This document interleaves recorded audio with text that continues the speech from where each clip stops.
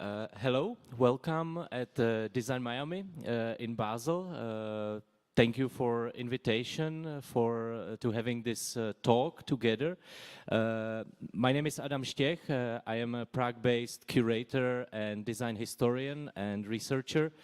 And I created this special discussion or little presentation together with my friends, Laura May Todd, journalists from Milano, and Max Radford, design aficionado and gallerist and also artist. Today we will talk about design of the 80s. It's a topic which actually brought us together here because we are all of us are interested in this topic, and we think it's quite interesting to talk about it now because it's a movement or it's a period of design which I think was quite overlooked. It's associated with some very famous names like Studio Alchimia and postmodern designers, like postmodern Italian designers like Alessandro Mendini, and of course group Memphis, founded by Ettore Sottsass in 1981. But these names are, or these famous icons of the 80s, are just a few of many today forgotten designers and artists who contribute to this exciting period of design culture and design industry. And we actually, probably all of us here, we are sitting here, we were thinking already like maybe 2 years ago, completely separately, independently, that maybe it would be nice to start uncover this interesting period of design history, and not just to focus on these famous names, of course, Ron Arad, and the whole movement Creative Salvage from London also belongs to these famous design movements of the 80s. But we were actually thinking to go a little bit further to explore even lesser known architects and designers working in the 80s. And I think it's quite interesting because now it's the time when, of course, the historiography of design, the curators of design history are slowly starting to rediscovering this period of the 80s. And I think it's just a kind of a natural growth or natural development of interests in design historiography, because probably you know here at the Design Miami, most galleries are collecting and have been collecting and selling in last 15 years, mostly post-war design from the 50s and 60s, or let's say Art Deco and modernism of the 20s. But I think we see quite a dramatic change in what gallerists and collectors are interested in recently. And I think that's also why we kind of set up this. We actually didn't know each other before, let's say 1 year ago almost. And I had this idea during first lockdown. I was walking in Prague in 2002 during COVID. There was super empty streets. And I was thinking, let's do something on this 1980s design. Let's do some maybe exhibition or maybe some publication. So I called Laura, actually, because I saw her one of her articles. She will talk about it later a little bit. And then I also contacted Max, because Max is I think one of the best experts on 80s design, and he will tell you why, where he get the informations about it.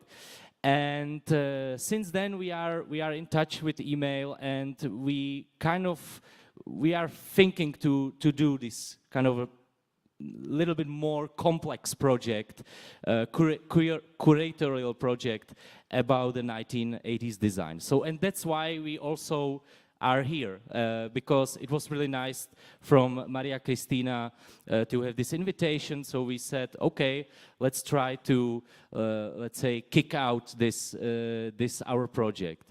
So we don't have here like a really typical discussion.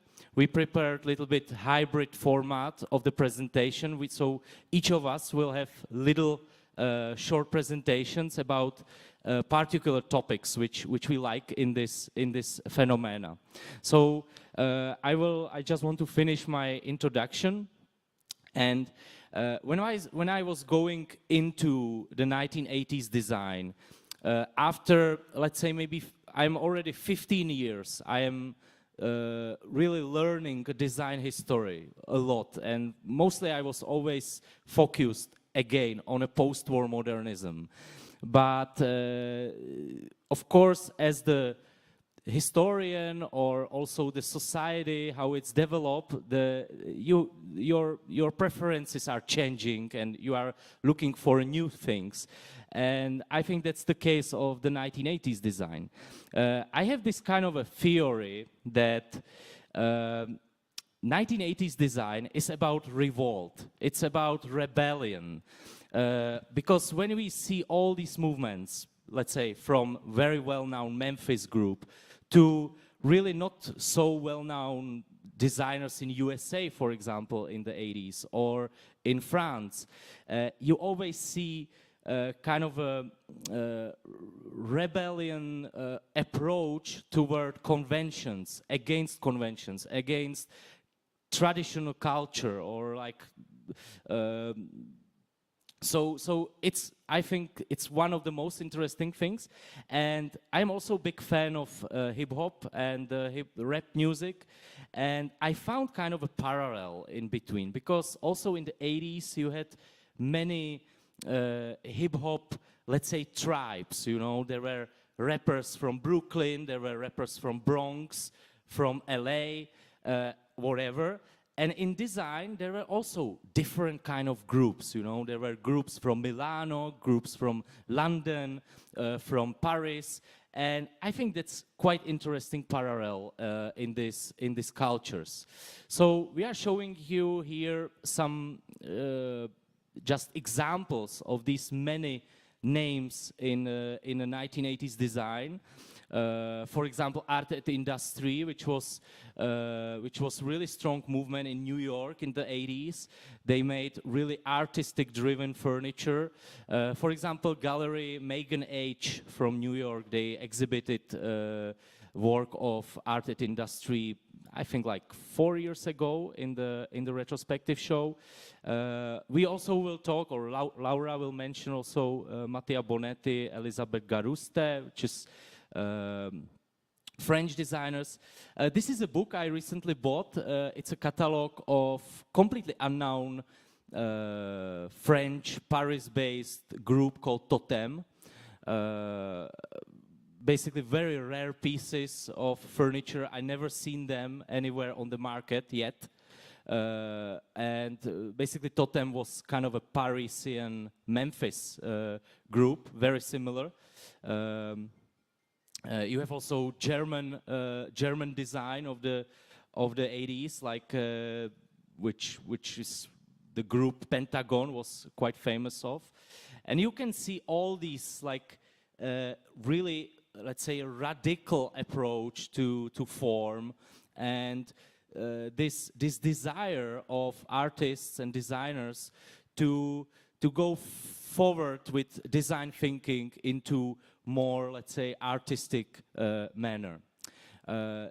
Just the last chapter of my introduction, it's about Czech design, because I'm from Prague. I live in Prague since 15 years. And we had also very interesting 1980s design, but in completely different context than in the Western world. Because, of course, in the 1980s, we were under the Iron Curtain, we were under the dictatorship, basically communist regime. And that was the starting point for this group I'm showing here. It's called Atika, like Atik.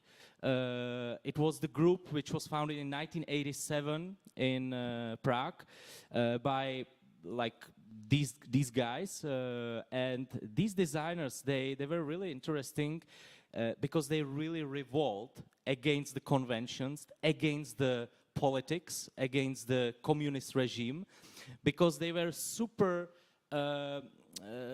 not satisfied with the state of industrial production. They had no chance to realize their talents in the industrial production of the time, so they started to do pieces on their own. And they are very experimental, they are very, let's say, sculptural.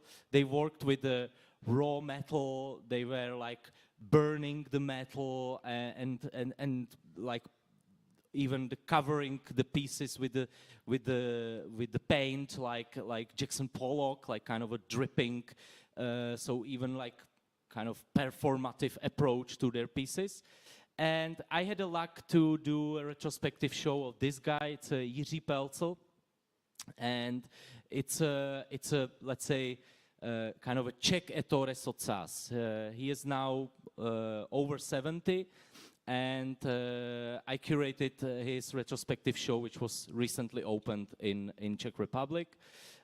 These are some other of his pieces and his colleagues from group Atika, which you can of course find always the reference to Milanese architects or some others, like in this case of Vít Cimbura. And this is my cover of a magazine. It's a Prague-based magazine, Dolce Vita, I work for.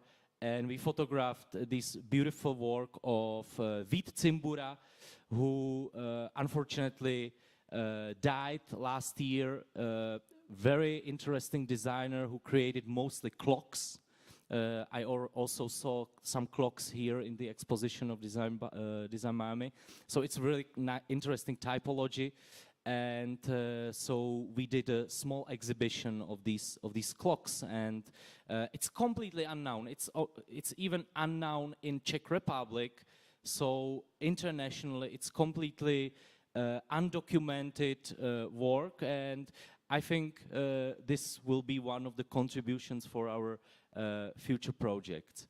So thank you. Now I would like to ask Laura. Because I started to recognize Laura's work mostly when I saw amazing article she did on Pucci de Rossi, which is one of the figures of the 80s design. And so I would like to ask you, and also you can start your presentation, why actually did you choose Pucci de Rossi? And was Pucci de Rossi the start of your interest in the 1980s design? Yes, I mean, definitely it started with Pucci. I mean, it was actually an interesting way of how it came about, because not only was it sort of, so I had written this article for the online magazine Sight Unseen about Pucci, which sort of kind of worked as a bit of a retrospective of his work and sort of, you know, introduced it to a new generation, you know, because he's someone that hadn't really been talked about in a while. But actually, you know, it was his widow and his estate who was really interested in kind of bringing his work back to, you know, a contemporary public. So she had approached the magazine, and, you know, I worked with the editors, Monica and Jill, to sort of, you know, dive into the, you know, his work. And so that sort of sparked the first interest for me, because I was really blown away by his work, and, you know, also saw many parallels to a lot of the designers that were working today. So yeah, that's where I'm starting with my piece, but first starting, you know, with a bit of context. I really like this book by the writer Sophie Anagiris, which she published in 1986, which was sort of acts as a really nice primer to the decoration, design, and architecture of that time. And there were two quotes from that book that I think really sort of encapsulate this movement, or the movement at the time. So she says, designers working in that time shook off the yoke of half a century of machine fascination and exalted the imagination, embracing the absurd and the frivolous, which I think is really interesting if, coming from 20th century modernism and that whole movement to sort of completely break with it. And then she has another quote that I really like. Art slips surreptitiously into the house and the imaginary recreates the world of objects, which I think is, the perfect description of some of the work that we'll see today, and also a lot of the work that is happening right now. So she goes through, Andrea Branzi, Gaetano Pesci, Elizabeth Garost, and actually this piece is here at the fair today, which I didn't even realize at the time. It's this beautiful piece that she did actually with Matteo Bonetti that's in terracotta and iron. It's really wonderful. You should go upstairs and see it. Ron Arad, and of course, Pucci de Rossi, who, brought me here today. So yeah, I think I'm just going to give a little bit of a background on Pucci, who is such an interesting designer and was really, working in this vein before a lot of people were. He started in the 70s. This is pre-Memphis. It was, he was really his own person working without a lot of contemporary influences. However, he did have influences that were more so in the 20s. He was very influenced by Giorgio de Chirico.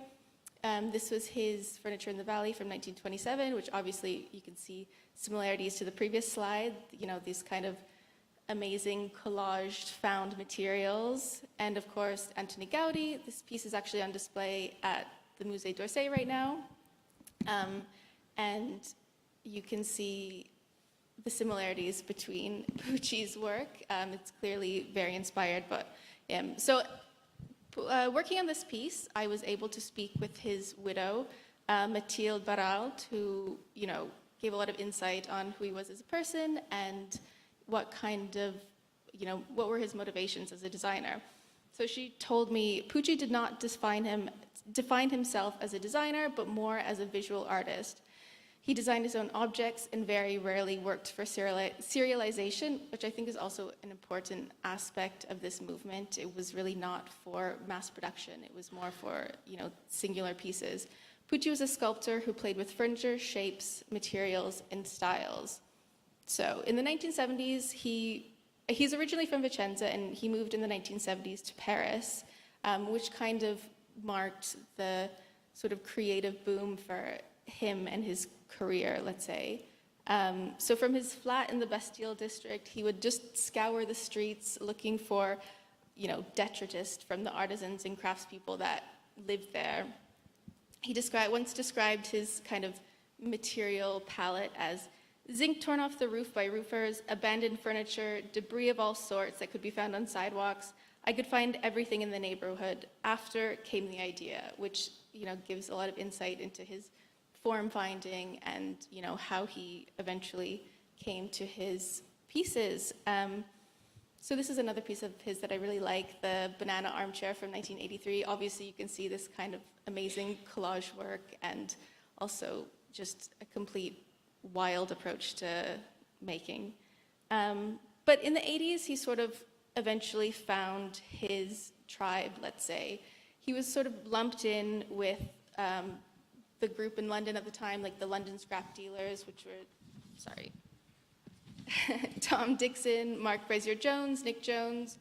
This is like a Tom Dixon piece. You can definitely see the similarities. And it was around that time that he started showing with Neo2 Gallery, which obviously was founded in 1984 by Pierre Stoudemire and Gerard Delmon, which is a very important location within this movement that showed a lot of the designers that we're talking about. So this was his first exhibition, 11 Lamps from Neo2 Gallery. You can see here's on the left and Martin Skelly's on the right. There's also some pieces of Martin Skelly in the fair today, which are really nice. So once he started working with Neo2, he was kind of, he started making the furniture that he would become best known for in his career, which is his homage to Dali pieces, which you can obviously see the inspiration. these like amazing metal shelves, these drawers / chair. And then his Bruti Mobili collection, which I think is probably what he's best known for, these bent plywood pieces that are vaguely anthropomorphic sometimes. And also around this time, he started working on his first full-scale interiors. This was the home of Jean-Claude Binoche, who was a very well-known auctioneer of contemporary art. He had hired Pucci to totally redo his house. And you can see sort of like the found pieces. There's some signage. I really like the faux bear pelt on the ground that's made from linoleum, which I think is quite funny. This is the bedroom of Hubert Bukowska, who was the owner of the Bandouche nightclub, and he had got Pucci to also redo his house, which is like amazing with these like zinc columns. It's an incredible space. And he also redid a Venetian palazzo for a private client, which, I don't know, somehow a Venetian palazzo feels like the most appropriate setting for like a postmodernist designer. It's all very maximalist and verging on the ridiculous, which I love. So yeah, I mean, I wish I had time to go into it deeper, but these are just some examples of Pucci's work, which I am a huge fan of. So he continued working up until his death in 2013. And he had some work going into the 90s that sort of changed in form, but he never really switched up his style that much, which I think is interesting. Anyway, so the second designer I wanted to go over was Paolo Pallucco, who I first came across earlier this year when he had an exhibition with Kitabi Projects in Paris, which was curated by Paul Bourdet and Stefan Kozma of Eclectico Gallery. And Eclectico Gallery is actually here this week with a lot of these pieces, so you can go see them. They're in like the back corner. And obviously, Pallucco and Pucci de Rossi had very similar ideas about the relationship between art and design, but expressed in very different ways. So Pallucco actually didn't start out as a furniture designer. He was trained as an architect, and he started a company that was actually reissuing early modern pieces, like this is the tutu chair by Robert Mallet Stevens that he brought back into production, as well as the Fortuny floor lamp. This is sort of where he started out as a manufacturer. And because of his artistic sensibilities and access to high-end furniture production, he was able to, do so much more than just recreate the past. So in the early 1980s, he pivoted from reproductions to original work, like you can see here. And, there were some precedents, obviously, for these furniture manufacturers. Obviously, there's Gavina, who with his Ultramobile, which was founded in 1971, aimed to adapt surrealist objects for everyday use, which is kind of, obviously it's different thematically, but I feel like there's sort of a similar feeling or goal. So Pallucco considered his work to be, an artistic statement, which is radical for furniture design at the time. So this is a project of his that I really liked.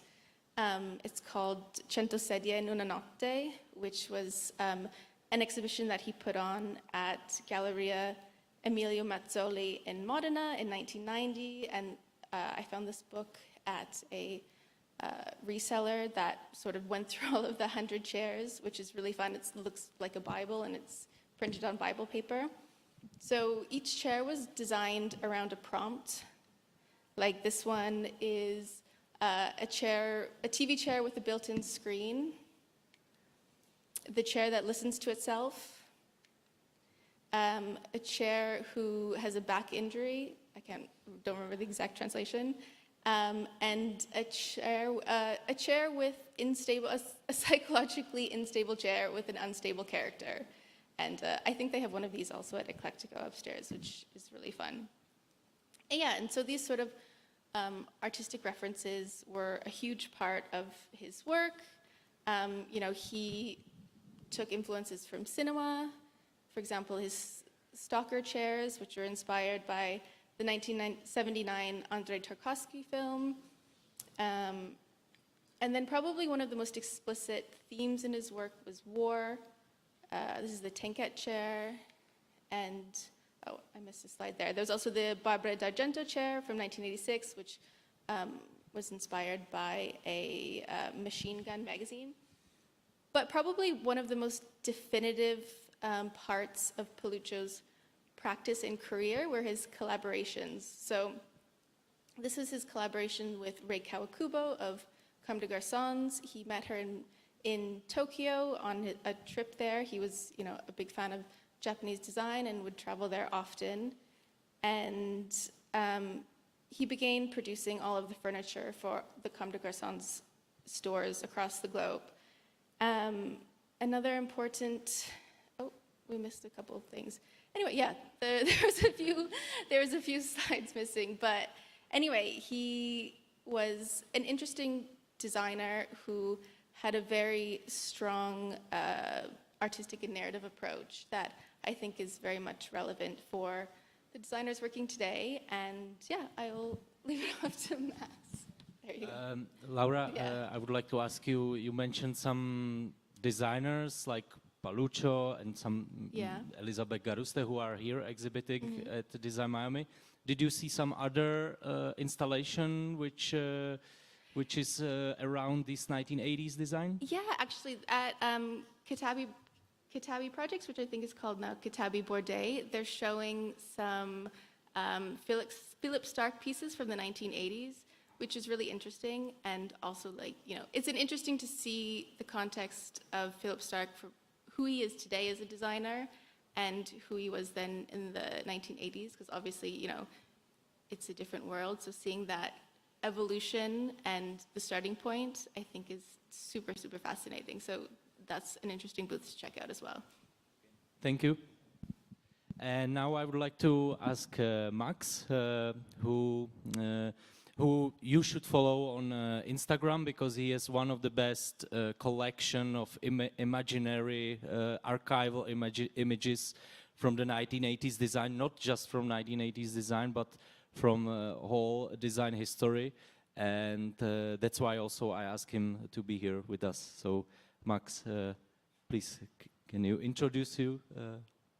Thank you very much. Yeah, so my background into getting obsessed with 80s design is, I think, everyone else's standard approach through design, developing through the eras, as I think places like this fair have done. You sort of work through 60s, 70s, and 80s seems like a logical conclusion. And I did the same within my own research, sort of starting with interest in 50s and 60s design, and ending up being obsessed with the 80s and 90s. And I really believe that a lot of what is seen to be interesting within 80s design appears a lot before it as well as after it. So we want to start, with a Gail Lenti bench here, which I can feel particularly like it is from the 80s, but it's actually a lot earlier in her work. And also, again, one of her interiors, in terms of how stark and how abrasive it feels, can be very linked back to the 80s, but actually, again, is earlier.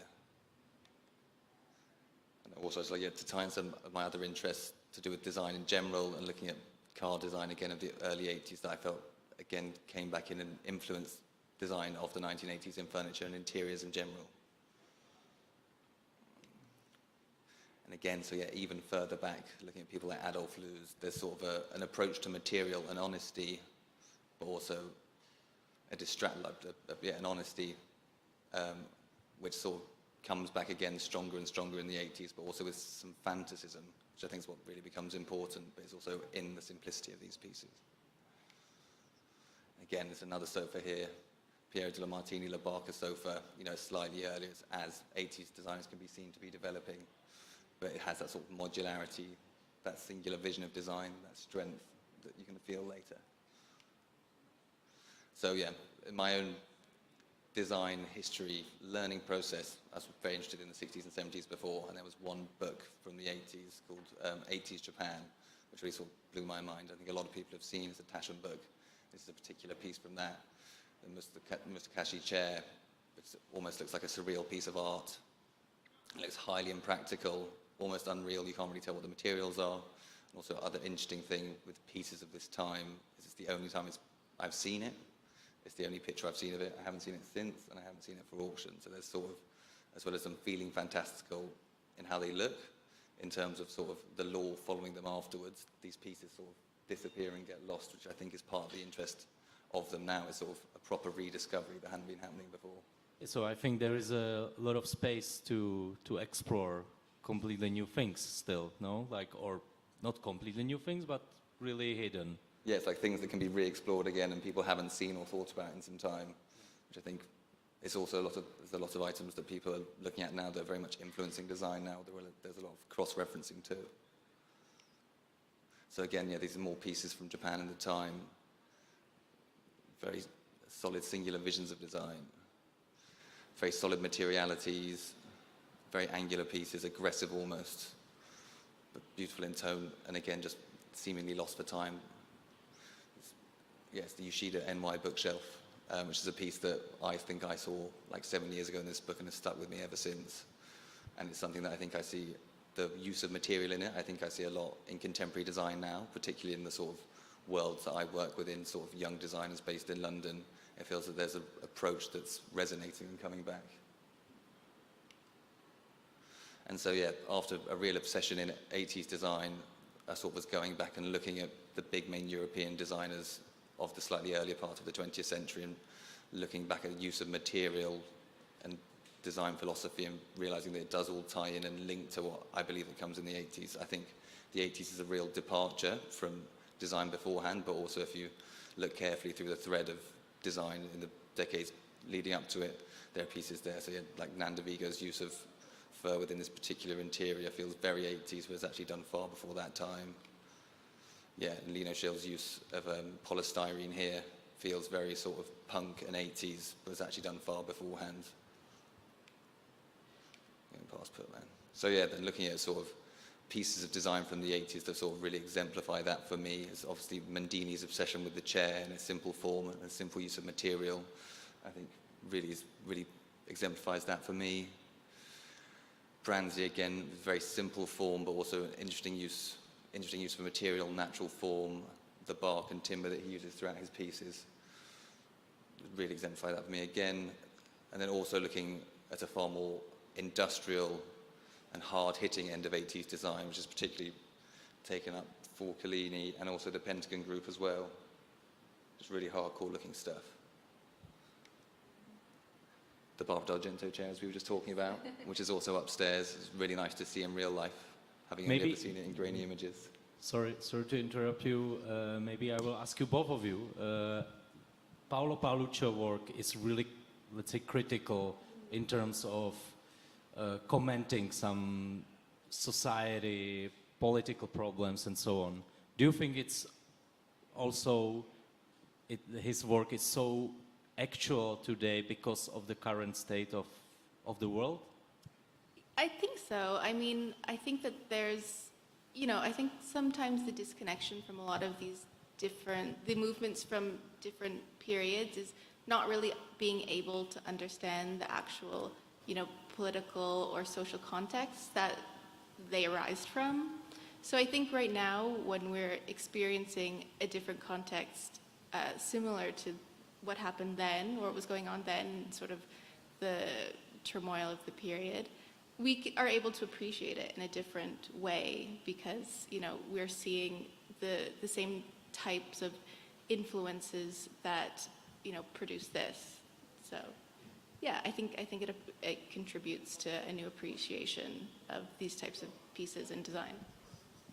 Yeah, no, I agree, and I think Pallucco definitely referenced, as I've learned through you, definitely was very influenced and referenced war very visually, and I feel like designers now might not realize that that's what they're doing, but there's definitely within young designers a solid a reuse of materials, found objects, a hard use of materials that feels very put together and post-war-like, which I think as time goes on people will equate back to being what's going on at the time now and war and the uncertainty. But for now, people don't really realize what they're being influenced by and how it reflects in their work. But Max, you also founded your gallery. Can you tell us something about your gallery and how you work with contemporary designers? What's the group of designers around you and how they respond to the 1980s design? Yeah, so probably you will show us more images. yes, I can. But so yeah, funnily enough, through my obsession with 80s design, sort of what led me to end up setting up a gallery, because I was through research and finding people on Instagram, such as yourself, and more you were looking at more, as well as looking at all this historical design. Lots of people that were posting this historical design were also working themselves in contemporary design. And there was lots of incredibly interesting pieces that I was seeing on Instagram in a little square and liking, but never being able to see in real life. And especially some international cities, they do have galleries that are showing more up-and-coming artists, but where I'm based in London, you sort of have the big heavy hitters, but you didn't have anyone necessarily showing people sort of like more affordable and more attainable designs. So I thought I'd just give it a go. So more sort of brutal artwork of the 80s, and also how the architecture of the time, I think, comes to resemble that as well. 1 Hour Studio poking into the early 90s, heavily influenced by all of his work in the 80s, the use of material, a simple change in the usual structure of a room, just messing with the floor gives a real heavy impact. And then the interest in heavy materials and form again with this Zaha Hadid bar, just super solid metal structure used throughout. The repetition is really strong for me.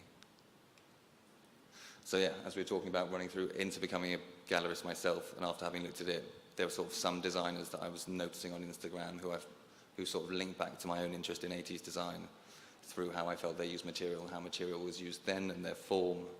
And that's what really inspired me to end up doing any of this gallery work. And one in particular was Carsten. He'd just graduated. And funnily enough, one of his lecturers was Wolfgang Laubersheimer, one of the Pentagon groups, which was always an interesting tie back for me. But I think his work, we've talked about it at length, he finds the 80s incredibly interesting. And it does reflect in his work somehow.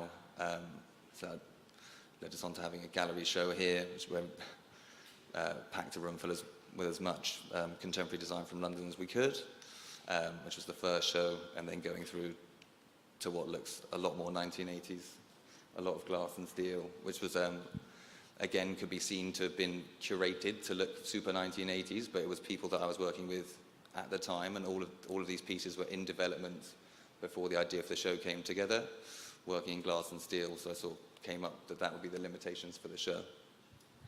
Do you think this inspirations or influence of young designers, is it somehow in the air, the 80s aesthetic, or are these designers truly like researching archival materials and are really like influenced by some concrete projects, some concrete designers, or is it just kind of a time of this kind of aesthetic?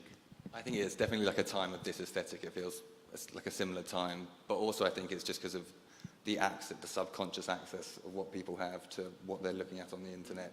Just means that as this stuff is coming up again, people maybe are subconsciously being influenced by it, but also researching it themselves. Laura, you are from Milan. Are there some young contemporary designers working in this new direction? Yeah, I mean, I live in Milan. I'm obviously not from there, but we have a designer here, a good friend of mine, Grace Prince, who I think definitely encapsulates that sort of feeling with her work. It's very collage-based. It's very spontaneous, but also using these very harsh industrial materials, glass, cast aluminum, or even found materials like soapstone or wood. So, I mean, she's working apart from all of these designers in England, but they're all kind of, arriving at a similar place. Yeah. Do you think all these quite raw industrial materials and, of course, how they are assembled into the result of some, let's say, artistic forms, is this aesthetic reacting on the crisis of society? Because maybe also the 80s, it was after the big oil crisis, the world was changing, and now our world is pretty fast changing. We are talking about pandemic, we are talking about war. somehow does it correspond? I do. I think that there's an element of that, but I also think it's very much just part of the kind of ebbs and flows of aesthetics. You know, we're coming from like a time where everything was very colorful and round and, you know, playful, and, you know, I think that we're sort of just swinging to the other side of the pendulum in terms of aesthetics, because I think people are kind of a bit bored with these, like, you know, very bouncy sort of globby pieces. So I think that's part of it. I think there's like a little bit of both, really. Yeah, no, I think I agree with Laura. I think it's, yeah, the sort of design period that we're looking at now feels like a direct rebellion to what's come before, which very much correlates to what's happened with the 80s. Yeah. Okay, thank you very much, guys. Thank you. I'm very happy to be here with you, and please, finger crossed for us to do some kind of project exhibition in the future. But we have some questions from the audience.